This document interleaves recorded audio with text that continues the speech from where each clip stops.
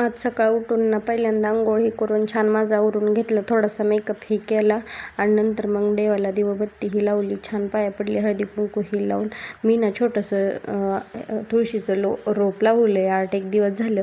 ते इतकं छोटं होतं ना तेव्हा काय त्याची पूजाच करता येत नव्हती. जरा आता मोठं झाले त्यामुळे आता त्याची मी पूजा करते आणि नंतर मस्तपैकी चहाही पिली, कारण चहा प्यायल्याशिवाय तर काय आपला दिवस जात नाही.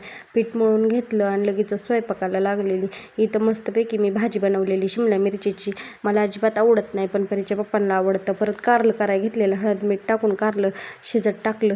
बऱ्याच जणांना कारलं आवडत नाही, पण माझ्यागत करून बघा. इथं लसूण खोबरं अशी पेस्ट करून घेतलेली आणि नंतर मग ना शेंगदाण्याच्या कुट्यामध्ये चटणी मीठ हळद हे टाकून ना थोडंसं मीठ टाकून सगळा मसाला बारीक केलेला त्यात टाकून ना कारलं ते केक करून सगळं भरून घेतलं.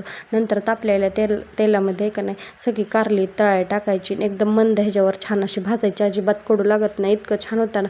नंतर मी चपात्या करायला लागलेली. मस्तपैकी चपात्या ही करतच होती. तेवढ्यात तर परारीच पप्पा म्हणलं आता मीच डबा भरतो, राहू दे तू कर.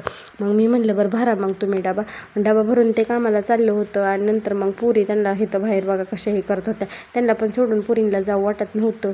ते असलं म्हणजे आम्हाला इतकं करमताना आम्ही नुसतं घड्याळाकडेच बघत होतो, कधी 5 वाजते त्या कधी येतात ती. नंतर मी सगळी कामं ही करून ह्या दोघींना आंघोळ घालून छान असं बसवलं. तर ह्या दोघींचा कसा डान्स वाटतोय ते पण मला नक्की सांगा कमेंटमध्ये.